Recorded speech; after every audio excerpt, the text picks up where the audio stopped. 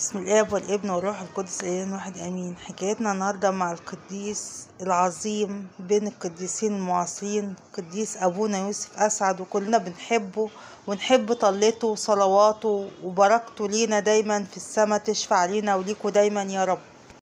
فأبونا يوسف أسعد ترتيبه الثالث بعد إخواته البنتين اللي أكبر منه. فأبونا يوسف أسعد اتولد في 16/9/1944 ميلاديا، وكان ده بعد ما ظهرت الست العذراء لأم قديس أبونا يوسف أسعد وبشرتها إنها تولده، وجابت لها طفل على إيديها وقالت له هتسميه يوسف. وفعلا الأم حملت في نفس الوقت اللي قالت عليه الست العذراء، وحملت بطفل هو قديس أبونا يوسف أسعد.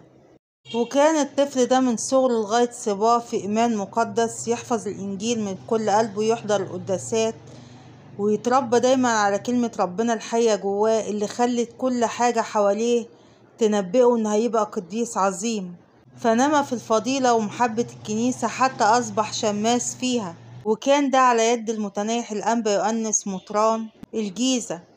وأكمل دراسته الثانوية والتحق بكلية الزراعة والدراسات المسائية في الكلية الإكليريكية، وهو نفسه التلمذ على يد آباء قديسين زي القمص مرقس داود والقمص مخايل إبراهيم والقمص صليب سوريال، واهتم بالخدمة. ولما انتقل للجيزة كان بيراعي القرى والأسر الفقيرة فيها، ويروح يزورهم ويباركهم ويحسهم على حضور الكنيسة.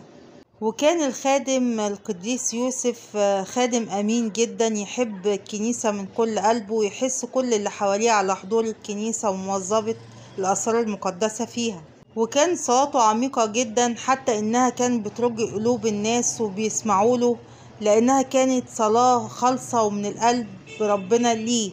وكان دايما بياخد إرشاد من البابا كرولوس، حتى أعلمه إنه هيبقى ليه منصب كبير في الكنيسة وإنه مدعو للكهنوت. فرسموا بالفعل على كنيسة السيدة العذراء بالعمرانية، وده كان 24 من نوفمبر، وده كان سنة 1967 ميلادية.